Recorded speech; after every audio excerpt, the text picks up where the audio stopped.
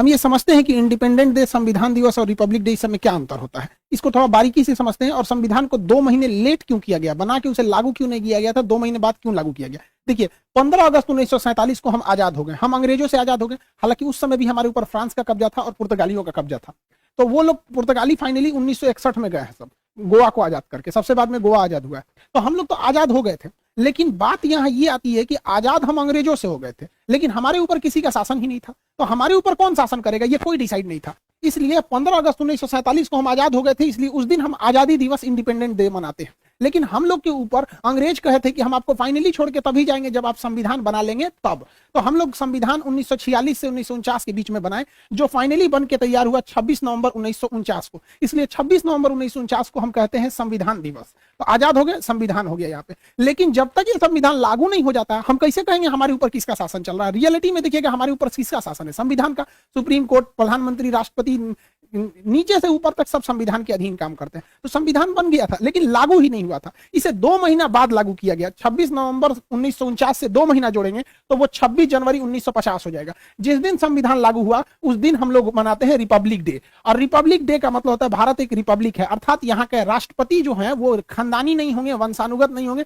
बल्कि चुन के आएंगे। राष्ट्रपति और प्रधानमंत्री हम लोग के यहाँ चुन के आते हैं और इन्हीं लोग का हमारे ऊपर शासन रहेगा। इस वजह से जिस दिन हम आजाद हुए उस दिन को हम 15 अगस्त यानी स्वतंत्रता दिवस, इंडिपेंडेंट मनाते हैं। संविधान जिस दिन बनकर तैयार हुआ था कि उसको मनाते हैं 26 नवंबर को संविधान दिवस। लेकिन जिस समय हमारे ऊपर उस संविधान को लागू कर दिया गया, हम लोगों को संविधान के अधीन किया गया, उस दिन को हम मनाते हैं 26 जनवरी के रूप में, रिपब्लिक डे के दिन। यह टोटल मैटर ये समझिए कि इसे 2 महीना लेट क्यों किया गया था, ये समझना है। तो अब हम इतिहास में चलते हैं, क्यों इतना लेट हुआ था। एक्चुअली जब द्वितीय विश्व युद्ध चल रहा था तो उस समय इंग्लैंड को बहुत ज्यादा क्षति हुई थी। जर्मनी ने धो दिया था, लंदन पर 15 दिन 15 रात बिना रुके बम गिराया था। तो इंग्लैंड की जनता जो थी युद्ध से पूरी तरह त्रस्त थी। वहां कंजर्वेटिव पार्टी की सरकार थी, विंस्टन चर्चिल प्रधानमंत्री थे। उसी समय विपक्ष में जो थे लेबर पार्टी की थी, जिसके नेता थे क्लीमेंट एटली। तो क्लीमेंट एटली ने कहा था कि अगर हमारी सरकार आएगी तो हम भारत को स्वतंत्र कर देंगे। तो भारतीयों ने भी उनका समर्थन किया था और क्लीमेंट एटली की जब सरकार बनी तो वो भारतीयों को स्वतंत्र करने के पक्ष में आ गए। उन्होंने अपने 3 कैबिनेट मंत्री, आप देखते होंगे भारत में भी कैबिनेट मंत्री होते हैं, जैसे रक्षा क्षेत्र के कैबिनेट मंत्री राजनाथ सिंह है, विदेश मंत्रालय के कैबिनेट मंत्री एस जयशंकर साहब है। तो अलग अलग कैबिनेट मंत्री होते हैं। तो उन्होंने अपने 3 कैबिनेट मंत्रियों को भारत भेजा, जिसको 1946 में वो भारत आए थे, जिस वजह से इसे कहा गया कैबिनेट मिशन। अब ये कैबिनेट मिशन जो था इसमें 3 सदस्य थे। एक का नाम था क्रिप्स, अलेक्जेंडर और लॉरेंस। ये ट्रिक याद रखिएगा, एग्जाम में पूछता है। क्रिप्स, अलेक्जेंडर और लॉरेंस, ये 3 सदस्य थे। इसका लीडर कौन था, तो इसका भी ट्रिक है। एल से होता है लीडर, एल से हो जाएगा पैंथिक, लॉरेंस। तो लॉरेंस ही इसका लीडर था। एग्जाम प्रोस्पेक्टिव से इसे याद रखिएगा, डेट और किसमें कितने सदस्य थे। ये 3 लोग हैं, इन्होंने भारत को 3 बड़े काम करने को दिए। पहला, इन्होंने कहा कि आप अंतरिम सरकार बना लीजिए और अगले 5 सालों तक आप सीखिए कि सरकार कैसे चलाया जाता है। इसलिए आप देखिएगा हमारे यहाँ चुनाव, आजाद हो गए थे हम लोग 1947 में, लेकिन हमारे यहाँ प्रधानमंत्री का चुनाव हुआ 1951 में, बने प्रधानमंत्री 52 में। यानी ये 5 साल जो सरकार चली थी वो अंतरिम सरकार चली थी, हम लोग की ओरिजिनल सरकार नहीं थी। ये अलग टॉपिक है, इसको हम आपको एप्लीकेशन के क्लास में पूरा समझा दिए। मेन आते हैं संविधान पे। इसी कैबिनेट मिशन में इन लोगों ने कहा कि आप लोग अपना एक संविधान बना लीजिए, जब तक संविधान पूरी तरह से लागू नहीं हो जाता हम आप लोग की देखरेख करेंगे, जैसे लागू हो जाएगा हम चले जाएंगे। तो संविधान बनने की प्रक्रिया चालू हुई कैबिनेट मिशन के आधार पर। यहाँ पर 1946 से बने।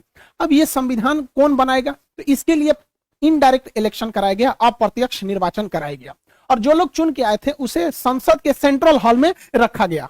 आज भी संविधान में आज भी भारतीय संसद में कोई परंपरा होती है, कोई शपथ ग्रहण लेता है या कोई विदेशी मेहमान आता है तो सेंट्रल हॉल में ही उसे बैठाया जाता है। तो सेंट्रल हॉल में बैठ के संविधान को लिखा गया था। संविधान सभा में जो इलेक्शन हुए थे, ये एग्जाम में अक्सर क्वेश्चन पूछता है, ये चुनाव अप्रत्यक्ष रूप से किया गया था। इसमें जब संविधान सभा में चुनाव चल रहा था तो 1946 में संविधान सभा का जो गठन किया गया उस समय 389 सदस्य थे, क्योंकि उस समय अखंड भारत था, न बांग्लादेश टूटा हुआ था, यानी पूर्वी पाकिस्तान भी नहीं था और पश्चिमी पाकिस्तान भी नहीं था। टोटल 389 लोग मिलकर संविधान को बना रहे थे। लेकिन अगले ही वर्ष संविधान भारत का विभाजन हो गया, तो जो लोग पंजाब पाकिस्तान से चुन के आए थे वो यहाँ से चले गए वहां पर, जिसमें सबसे प्रमुख आप लियाकत अली का नाम सुनेंगे। लियाकत अली भारत में मतलब वित्त मंत्री थे, बाद में जाकर उधर पाकिस्तान चले गए। 1947 में जब देश का विभाजन हुआ तो 1947 में देश के विभाजन के बाद केवल 299 सदस्य ही बच गए, ये याद रखिएगा। और यही लोग मिलकर पूरे संविधान को आगे बताते गए। 47 में लिखा गया, कुछ 48 में, 49 में। फाइनली जब संविधान पर हस्ताक्षर करने की बात आई तो 1950 तक, 24 जनवरी 1950 को जब फाइनल हस्ताक्षर हो रहा था तो कई लोगों की देहांत हो चुका था। फाइनली बचे थे लोग 1950 में 284 लोग। तो फाइनली संविधान पर जो 13 किलो का हमारा संविधान है, ओरिजिनल संविधान 13 किलो का है, उस पर जो हस्ताक्षर है वो 284 लोगों का ही है। हालांकि बचे थे इतने लोग, ये लोग तो देहांत से गए थे, जिसमें 15 महिलाएं हैं। तो सोचिए, महिलाओं के हम लोग महत्व को कभी नहीं भूल सकते हैं। संविधान बना कैसे, तो इसके लिए अलग अलग कमेटी बनाई गई और उनकी जिम्मेदारी सौंपी गई कि आपकी ये कमेटी है, आपकी ये जिम्मेदारी रहेगी। राज्यों को कैसे चलाना है, ये राज्य कमेटी है, आप बताइएगा। तो अलग अलग करके ऐसे कुल 13 समितियों को बनाया गया था। 13 कमेटी बनी थी जो सहमति से अपना डिसीजन लेती थी, सर्वसहमति से नहीं होता था। सहमति जिसमें ज्यादातर लोगों की सहमति है, वही डिसीजन को मान लिया जाता था। इस समितियों में सबसे प्रमुख जो समिति थी उसका नाम था प्रारूप समिति, इंग्लिश में कहते हैं ड्राफ्टिंग कमेटी। इस ड्राफ्टिंग कमेटी के जो अध्यक्ष थे वो भीमराव अंबेडकर साहब थे। बहुत ही विद्वान, मतलब हम क्या कहें इनकी विद्वता के बारे में, उतना शब्द ही नहीं है हमारे पास। इन्होंने पूरे कमेटियों में आपस में कोऑर्डिनेशन बनाया, कहां क्या गलत है क्या सही है उसको सुधार कराया। तो भीमराव अंबेडकर 13 समितियों में जो सबसे प्रमुख समिति थी प्रारूप यानी ड्राफ्टिंग समिति, उसके चेयरमैन थे, जिस वजह से इन्हें फादर ऑफ इंडियन कॉन्स्टिट्यूशन के नाम से भी जाना जाता है।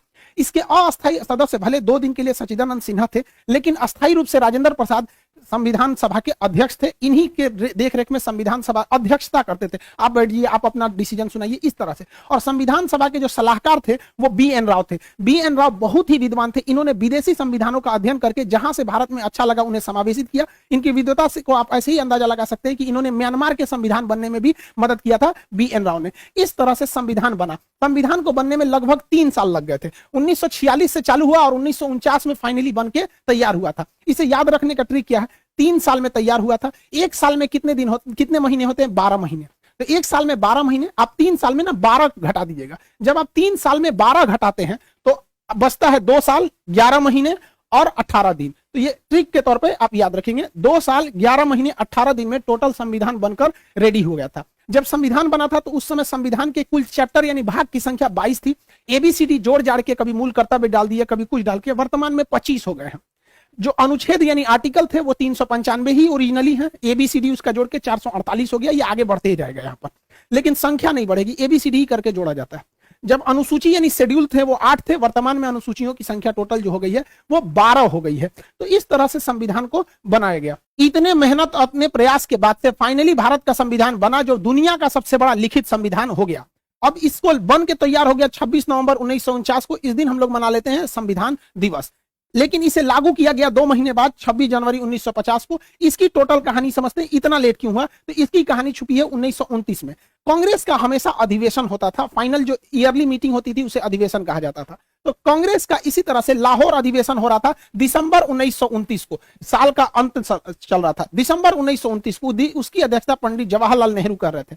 इन्होंने कहा कि अब हमको अंग्रेजों से झुकने की जरूरत नहीं है, अब हम 1 इंच भी जमीन से समझौता नहीं करेंगे, हमें टोटल इंडिपेंडेंट चाहिए। पूर्ण स्वराज की मांग कर दिया था रावी नदी के तट पर जवाहरलाल नेहरू ने। और उन्होंने कहा कि हर भारतीय अब इनको जगना पड़ेगा, अब हमें अंग्रेज आजाद करेंगे। और उन्होंने कहा कि ये तो दिसंबर महीना चल रहा है, 2 दिन मतलब ये साल खत्म हो गया 1929। उन्होंने कहा कि जो 1930 आ रहा है, तो आगामी 1930 में जो आखिरी संडे रहेगा उस दिन हम लोग अपना तिरंगा झंडा लहरा देंगे, अंग्रेज आजादी दे चाहे ना दे। तो देखिए हम 1930 का ये कैलेंडर खोले हैं, आखिरी संडे 26 जनवरी को पड़ रहा है। तो उन्होंने घोषणा कर दिया था कि ये दिसंबर 1929, दिसंबर तो खत्म हो गया, 1929 खत्म हो गया, यानी 1930 का जो जनवरी महीना आ रहा है उसका आखिरी संडे को हम लोग तिरंगा झंडा लहरा देंगे और अंग्रेजों से कहेंगे भाड़ में जाओ साले कुत्ते तुम लोग, हम लोग आज से स्वाधीन हो गए, हम लोग आज से स्वाधीन हो गए, अपने अधीन है, अंग्रेजों के अधीन नहीं है। हालांकि आजादी नहीं मिला था, लेकिन इसे हम लोग मिनी आजादी कहते हैं, मिनी इंडिपेंडेंट बोला जाता है। 26 जनवरी को हम लोग 1930 में झंडा ठोक दिए